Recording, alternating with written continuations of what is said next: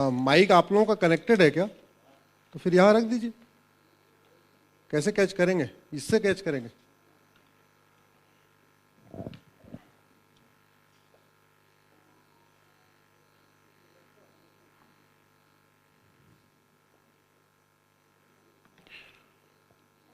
हम लोग आज यहाँ पे भारतीय चिकित्सा पद्धति पे चर्चा करने के लिए बैठे हुए हैं और एक बार मैं डॉक्टर BRC और आचार्य मनीष जी को कहूँगा अगर थोड़ी देर के लिए हमारे साथ में आके खड़े हो सकें तो। डॉक्टर विश्वरूप चौधरी जी अगर आप भी आ जाएं तो अच्छा रहेगा। आप भी आ जाइए सर, आप इधर आ जाइए। भारत का संविधान ये कहता है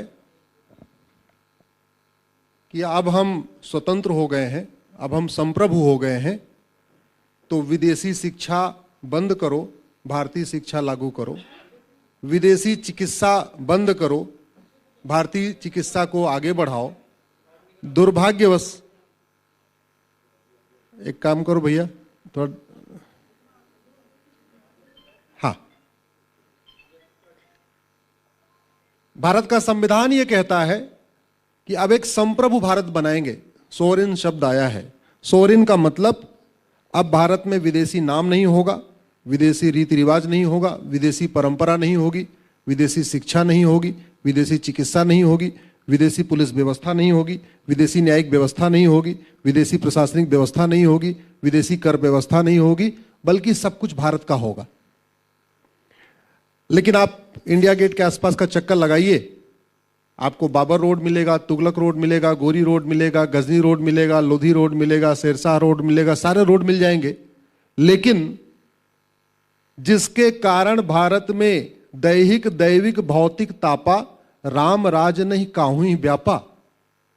भारत में लोग सब नर करहीं परस्पर प्रीति, चलहीं स्वधर्म निरश्रुत नीति। लोगों को किसी तरीके का कष्ट था ही नहीं, सब लोग स्वस्थ थे, सब सुंदर थे, सब साक्षर थे, सब समृद्ध थे। क्यों थे? क्योंकि अपनी भारत की चिकित्सा व्यवस्था थी, भारत की शिक्षा व्यवस्था थी। आज गुलामी की चिकित्सा व्यवस्था के कारण हम बहुत ज्यादा बीमार हैं। विदेशी चिकित्सा का नुकसान यह है कि आप एक बीमारी का इलाज कराते हैं, आपको 2 बीमारी बोनस में मिलती है। भारतीय चिकित्सा का लाभ यह है, आप एक बीमारी का इलाज कराते हैं, 2 बीमारी आपकी बोनस में ठीक हो जाती है। आप विदेशी डायबिटीज को विदेशी चिकित्सा से ठीक करते हैं तो आपको साथ में किडनी फेल भी होती है, तो आप डायबिटीज ठीक होगी नहीं, परमानेंट तो ठीक नहीं होगी। हाँ, किडनी की दवाई अलग से शुरू हो जाएगी। आप भारतीय चिकित्सा में कराएंगे, डायबिटीज का इलाज कराएंगे, हो सकता है कि आपकी आंख की रोशनी भी बढ़ जाए, हो सकता है आपका मोटापा भी कम हो जाए, हो सकता है आपका कोलेस्ट्रॉल भी कम हो जाए, और हो सकता है 2-4 अनिद्रा की बीमारी हो, ठीक से नींद नहीं आ रही, वो भी ठीक हो जाएगी। ये फायदा है। इंडिया गेट के चारों तरफ मैं तो निवेदन करूंगा सरकार से, ये गजनी गोरी रोड हटाइए, उसकी जगह आप चरक मार्ग, सुश्रुत मार्ग, वाघभट्ट मार्ग, आचार्य सारंगधर मार्ग, आचार्य माधवकर मार्ग धर करिए। ये हमारे महापुरुष हैं। और कितनी दुख की बात है कि भारत की चिकित्सा में जो विदेशी दवाइयों पे कोर्स करते हैं उनको डॉक्टर माना जाता है, जो भारत की चिकित्सा का कोर्स करते हैं यानी आयुर्वेद का कोर्स करते हैं उनको सेकंड क्लास डॉक्टर माना जाता है। फर्स्ट क्लास डॉक्टर MBBS और BA-MS सेकंड क्लास डॉक्टर। जो विदेशी दवा लिखे वो अच्छा डॉक्टर, वो मेडिकल ऑफिसर। और जो आयुर्वेद की बात करें वो मतलब हद हो गई है। गुलामी का नाम, गुलामी की निशानी, गुलामी, ये गुलामी की मानसिकता खत्म नहीं हो रही है। इसलिए, और अभी मैं ड्रग एंड कॉस्मेटिक एक्ट देख रहा था 1954 का, कितने प्लान्ड वे में भारत की चिकित्सा व्यवस्था को खत्म करने की साजिश हुई है। मैं बार बार रिपीट करता हूं, जो काम मुगलों ने तलवार के दम पे किया था वही काम अंग्रेजों ने कानून बना के किया था, और वही काम हमारे 1947 के बाद वाले अंग्रेजों ने भी यही किया। कायदे से 1940 वाला ड्रग एक्ट खत्म करना चाहिए था, भारत की चिकित्सा को बढ़ाना चाहिए था, मेडिकल कॉलेज में आचार्य चरक संहिता को पढ़ाना चाहिए था, वाघभट्ट संहिता को पढ़ाना चाहिए था, सुश्रुत संहिता को पढ़ाना चाहिए था। उसको बजाय 1954 में कानून बना दिया। और क्या कह रहे हैं कि आपके संहिता में भले लिखा हुआ कि आप कैंसर का इलाज कर सकते हैं, मोतियाबिंद का इलाज कर सकते हैं, डायबिटीज का इलाज कर सकते हैं, बुखार का इलाज कर सकते हैं, मिर्गी का इलाज कर सकते हैं, आप हार्ट की बीमारी ठीक कर सकते हैं, मोटापा ठीक कर सकते हैं, लकवा ठीक कर सकते हैं, निमोनिया ठीक कर सकते हैं, टाइफाइड ठीक कर सकते हैं, बाझपन नपुंसकता भी ठीक कर सकते हैं। ये हमारे चरक संहिता, वाग्भट संहिता, माधवकर संहिता इनमें लिखा हुआ है। इसके बावजूद आप क्लेम नहीं कर सकते। दूसरी तरफ मैं तो देखता हूं कि जो आजकल कन्वर्जन माफिया हैं, जो धर्मांतरण कराते हैं, वो हर बीमारी की गारंटी का इलाज लेते हैं। पंजाब में आप देखिए, आपको रोज रोज सुबह आपको वीडियो मिल जाएंगे जो कह रहा है आ जाओ कन्वर्ट हो जाओ, कैंसर ठीक हो जाएगा, आ जाओ कन्वर्ट हो जाओ, तुम्हारा नपुंसकता ठीक हो जाएगी, कन्वर्ट हो जाओ बाजपन ठीक हो जाएगा। मतलब कन्वर्जन कराने वाले क्लेम कर सकते हैं, लेकिन बीआरसी अगर क्लेम करेंगे, आचार्य मनीष क्लेम करेंगे तो इनको नोटिस आ जाती है। हद हो गई है, हद हो गई एकदम। जानते हैं क्यों? क्योंकि एजुकेशन सिस्टम हमारा आज भी education mafia, coaching mafia, school mafia चला रहे हैं। उसी तरीके से हमारा जो मेडिकल सिस्टम है आज भी फार्मा माफिया चला रहे हैं, फार्मा माफिया चला रहे हैं, या ड्रग माफिया चला रहे हैं, या हॉस्पिटल माफिया चला रहे हैं। ये बड़ी दुख की बात है। आजादी के 75 साल के बाद भी ये चल रहा है। आयुष्मान इतनी बढ़िया योजना, वो केवल और केवल विदेशी दवाइयों के लिए। स्वदेशी मतलब स्वदेशी का आप इलाज कराओगे तो आयुष्मान कार्ड काम नहीं करेगा, विदेशी इलाज कराओगे तो आपको आयुष्मान कार्ड काम करेगा। नाम आयुष्मान है, आयुष का ही नहीं है। इसलिए मैं तो सरकार से निवेदन करूंगा, पहली बात तो दिल्ली में जो प्रमुख हॉस्पिटल हैं उनका नाम बदलें। सफदरजंग कोई डॉक्टर नहीं थे जिनके नाम पे सफदरजंग हॉस्पिटल चल रहा है।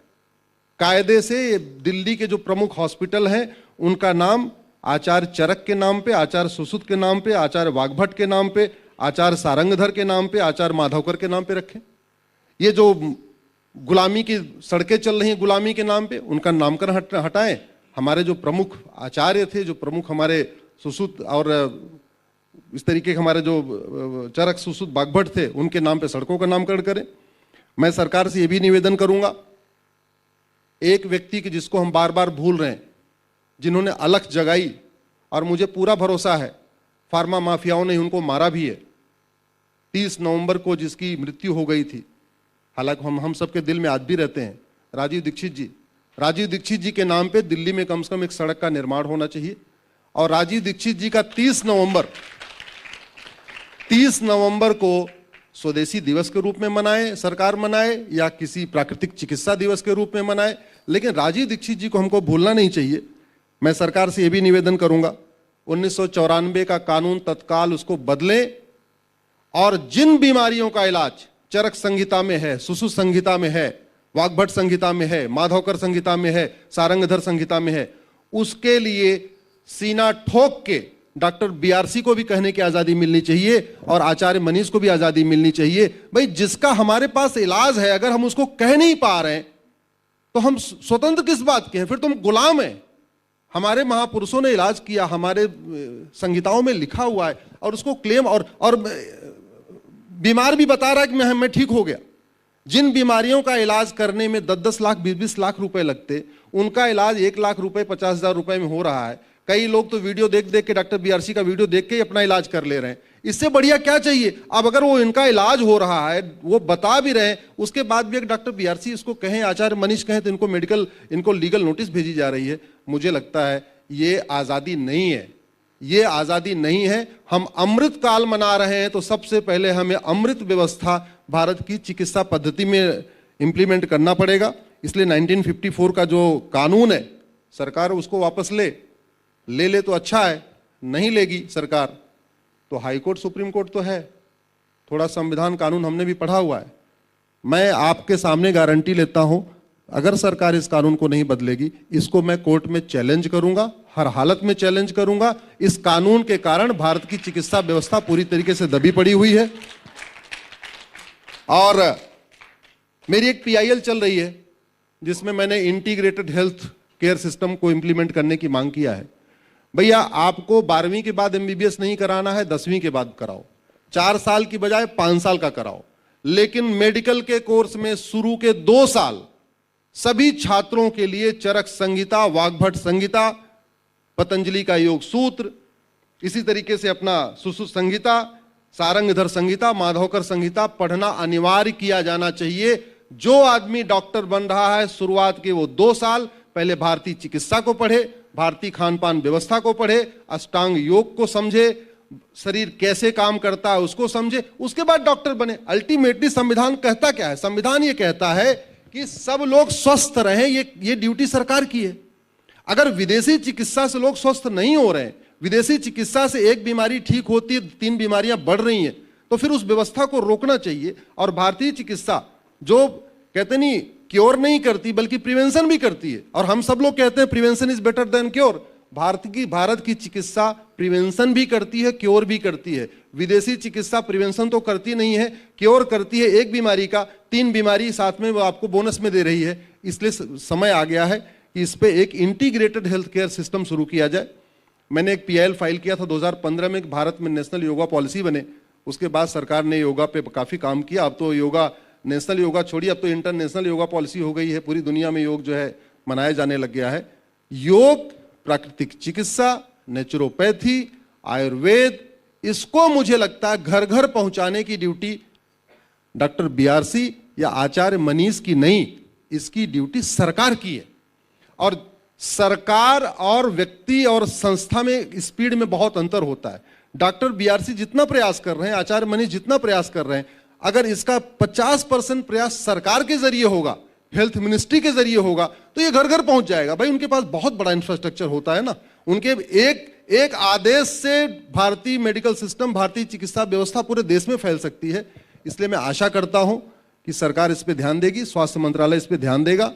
और जिसको आप विदेशी को मॉडर्न कहते हैं, मॉडर्न नहीं, वो डिस्ट्रक्टिव मेडिसिन सिस्टम है। मैं उसको मॉडर्न नहीं मानता। भारतीय चिकित्सा हमारी प्राइमरी चिकित्सा पद्धति होनी चाहिए। कुछ लोग कहते हैं नहीं तो अल्टरनेट चिकित्सा। अल्टरनेट कैसे हो गई? प्राइमरी चिकित्सा भारतीय चिकित्सा व्यवस्था है, प्राइमरी चिकित्सा नेचुरोपैथी है, प्राइमरी चिकित्सा आयुर्वेद है। जिसका नेचुरोपैथी से इलाज नहीं हो सकता, आयुर्वेद से नहीं हो सकता, उसको हम विदेशी चिकित्सा देना चाहिए। हमने उल्टा अपनी थिंकिंग को उल्टा रखा कि नहीं, पहले अंग्रेजी दवा खा लो, ठीक ना हो पाओ, बीमारी बढ़ जाए, फिर चलो नेचुरोपैथी। ना, ऐसे नहीं। इसलिए अब समय आ गया है कि जो हमारा प्राइमरी हेल्थ सेंटर है, जहां पे केवल MBBS अपॉइंट किए जाते हैं, वहां BAMS अपॉइंट ही नहीं किए जाते, वहां आयुर्वेद को डॉक्टरों को वहां पे तरहीज नहीं दी जाती। जब मैं देखता हूं मेडिकल ऑफिसर्स की अपॉइंटमेंट का लिस्ट आती है, उसमें लिखा रहता है मिनिमम क्वालिफिकेशन MBBS। क्यों MBBS? गांव में देहात में हर जगह MBBS, हर जगह MBBS, फिर BAMS क्या करेगा? इसलिए अब समय आ गया है कि MBBS को टॉप पे रख के BAMS को नीचे नहीं, BAMS को टॉप पे रख के MBBS को अल्टरनेट के रूप में देखना चाहिए। विदेशी चिकित्सा व्यवस्था को अल्टरनेट देखना चाहिए। प्राइमरी चिकित्सा को, भारत की चिकित्सा को प्राइमरी पे रखना चाहिए। यह संविधान अरब या UK या अमेरिका का नहीं है, यह संविधान भारत का है। इसलिए भारतीय शिक्षा, भारतीय चिकित्सा, भारतीय व्यवस्था, इसको प्रमोट करने की जिम्मेदारी सरकार की है। आप लोग जो काम कर रहे हैं, इनफैक्ट वो काम कर रहे हैं जो सरकार को करना चाहिए। आचार्य मनीष, डॉक्टर BRC, पूरी टीम, डॉक्टर सामने बैठे हैं, आप लोग वो काम कर रहे हैं जो भारत के स्वास्थ्य मंत्रालय को करना चाहिए। उन्हीं की ड्यूटी है। भारत की सरकार किसके लिए बनी है? विदेशी चिकित्सा को प्रमोट करने के लिए नहीं, भारत की चिकित्सा को प्रमोट करने के लिए। भारत की सरकार किस लिए बनी है? हमारे आपके पैसे से चलने वाली सरकार किसके लिए है? भारत की शिक्षा व्यवस्था को प्रमोट करने के लिए, ना कि विदेशी शिक्षा व्यवस्था। भारत की चिकित्सा, भारतीय कर संहिता, भारतीय दंड संहिता, भारतीय पुलिस संहिता, हर व्यवस्था हमारी अपनी होनी चाहिए। शुरुआत हो रही है, आप लोग बहुत अच्छा काम कर रहे हैं, आपको बधाई देता हूं। आशा करता हूं आयुष्मान कार्ड के अंतर्गत आयुर्वेद आ जाएगा, नहीं आएगा उसके लिए मैं PIL फाइल करूंगा। आशा करता हूं 1954 का कानून जो आप लोगों का मुंह बंद करके रखता है, आपके लिए कहते नहीं क्योर इज क्राइम, जिसने बना रखा है कि आप इलाज करते हैं तो भी आपको लीगल नोटिस आ जाती है। आशा करता हूं वो कानून बदलेगा। नहीं बदलेगा तो 2023 में 2 PIL मेरी तरफ से आप लोगों के लिए, एक 1954 का कानून चैलेंज करने के लिए, दूसरा आयुर्वेद को आयुष्मान में लाने के लिए, और तीसरा एक और गांव के प्राइमरी हेल्थ सेंटर पे BAMS की अपॉइंटमेंट के लिए। ये 3 काम मैं करूंगा। धन्यवाद, आभार।